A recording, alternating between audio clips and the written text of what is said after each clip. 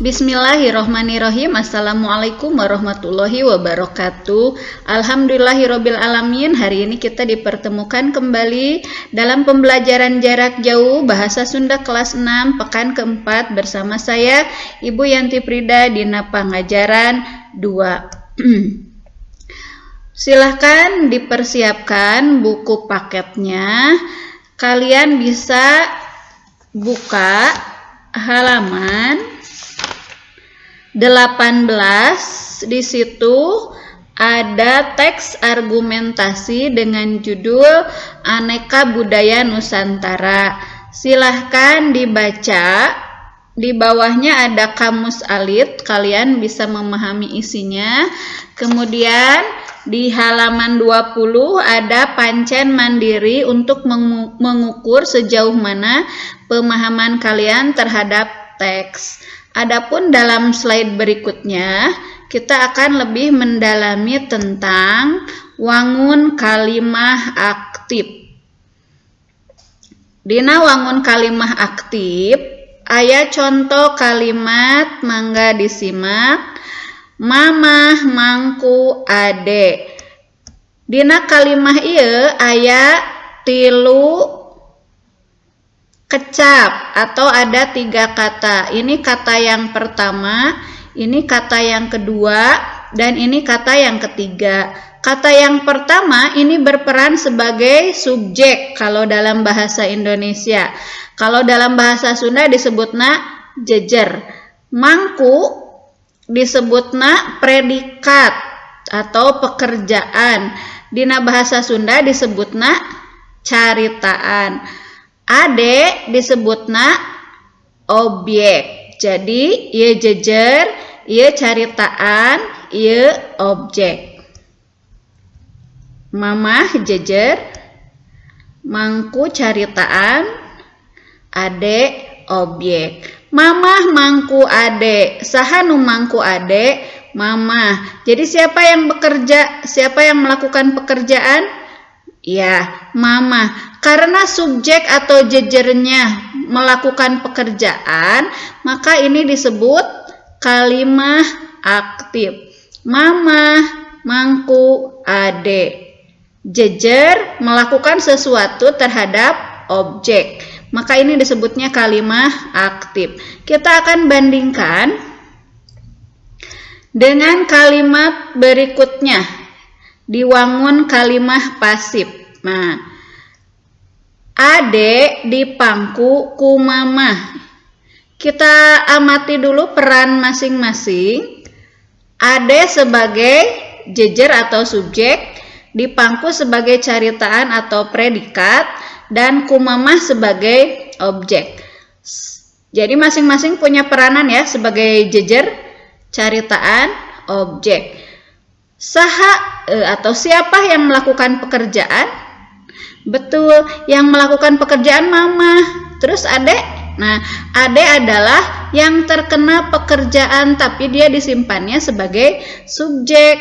Maka ini termasuk kalimah pasif.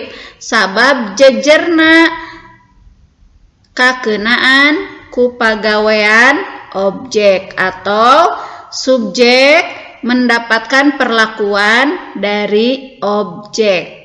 Sampai di sini jelas ya perbedaannya.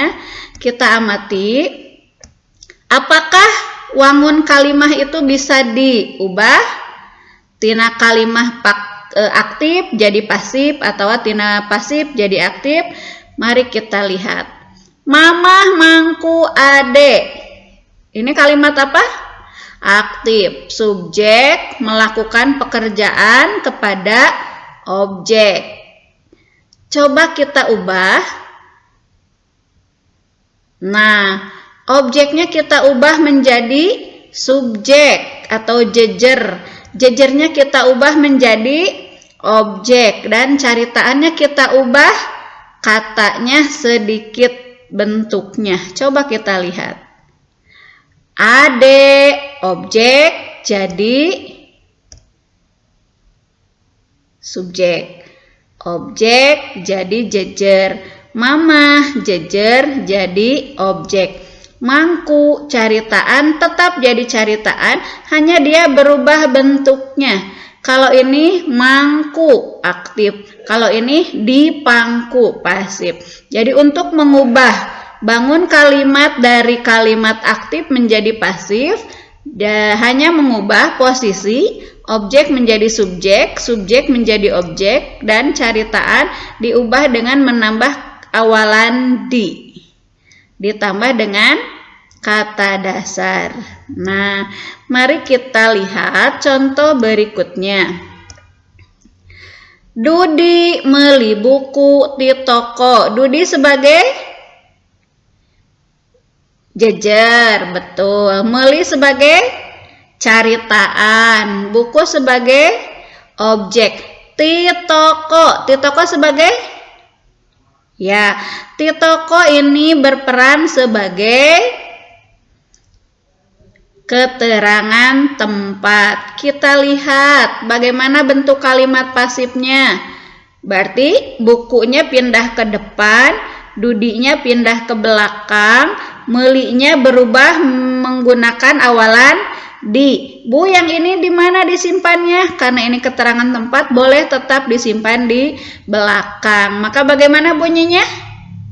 Iya, coba kita lihat. Betul, buku dibeli ku Dudi di toko. Jelas ya? Sekarang kita akan mengubah kalimat pasif jadi kalimat aktif. Tangkal jambu, sebagai apa tangkal jambu? Jejer. Dituar, sebagai apa? Caritaan. Mang Ucu, objek. Nah, kita akan mengubah menjadi kalimat aktif. Berarti Mang Ucunya pindah ke depan, tangkal jambunya pindah ke belakang, dituarnya jadi nuar. Coba, bagaimana kalimatnya?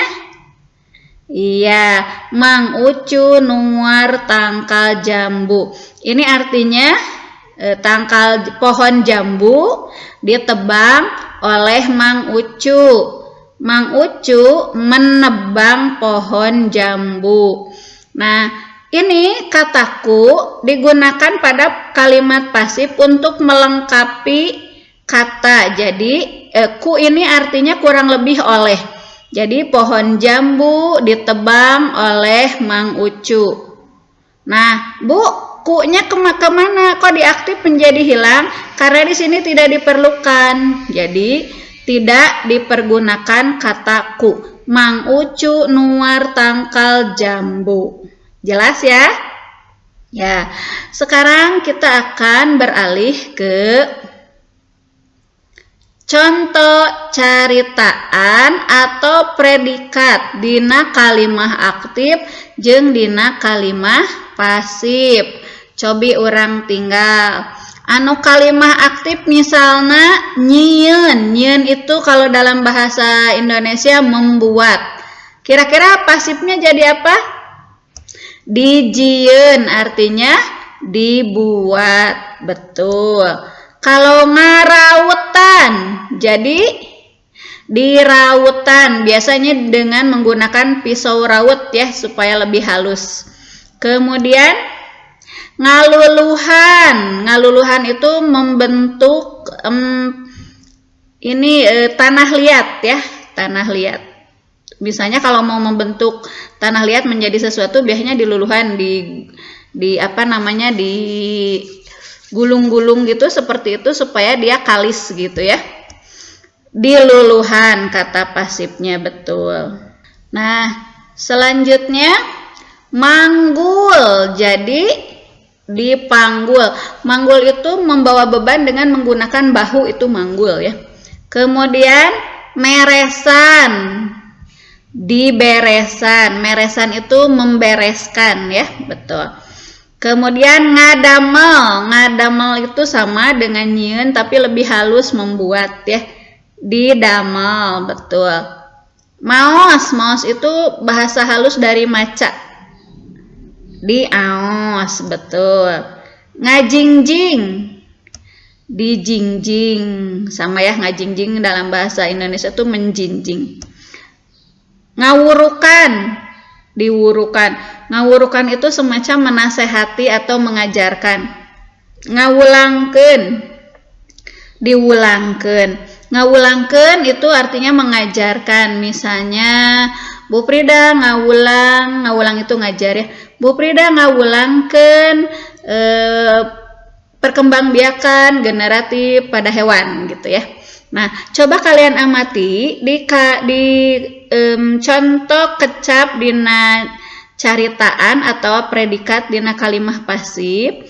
Di payuna sadayana nganggo di, artinya sudah mengubah dari kata aktif menjadi pasif ya. Dijieun, dirautan, diluluhan, dipanggul, diberesan, didamel, diangos, dijingjing, diwurukan, diwulangkeun. Sadayana nganggo huruf awalan di. Nah, dina penulisan dihijikeun ya, tidak boleh dipisah. Misalnya jadi di spasi jieun itu tidak boleh. Kenapa? Karena kalau dipisah artinya menunjukkan tempat. Seperti di Bandung, di sekolah itu boleh pakai spasi, itu harus pakai spasi. Kalau yang ini dijieun, dirautan, ini harus disatukan, tidak boleh menggunakan spasi. Sekarang kita akan coba mengubah caritaan anu asana pasif jadi aktif. Contoh di pakuan itu diberi paku gitu ya. Apa bahasa aktifnya? Makuan, betul. Dibeli, meli, betul. Disepan itu dikukus, nyepan. Jadi di bahasa Indonesia ada awalan ini ya, ya bukan awalan, ini apa ya namanya, nasal ya, bunyi yang berubah, nyepan. Kemudian diakel itu misalnya apa namanya, nasi yang sudah matang kemudian dimasukkan ke dalam boboko, terus pakai apa namanya diaduk-aduk sambil dibuang asapnya, itu namanya diakel ya. Biasanya pakai hihit yang buat di tukang sate itu geber-geber. Nah, apa aktifnya? Ngakel, betul. Dicician ini biasanya berkaitan dengan air, jadi memindahkan air misalnya dari teko ke dalam gelas, itu dicician ya. Iya, aktifnya nyician. Terus dicanak itu diambil tapi dalam bahasa yang halus, berarti nyandak. Iya. Ditambut, nambut. Dirogrog, ngarogrog. Diseketan, nyeketan. Ditalapung, nalapung. Nah, kalau ditambut ini artinya meminjam ya. Ini meminjam, ini dipinjam. Kalau ngarogrog itu berkerumun ya. Dikerumuni, kalau ini berkerumun ya, gitu. Sebentar. Nah, kalau diseketan ini biasanya untuk pensil gitu ya, semacam diraut. Nah, diseketan jadi nyeketan. Kalau ditalapung biasanya untuk menendang ya. Ditalapung itu ditendang, kalau nalapung menendang ya, seperti itu.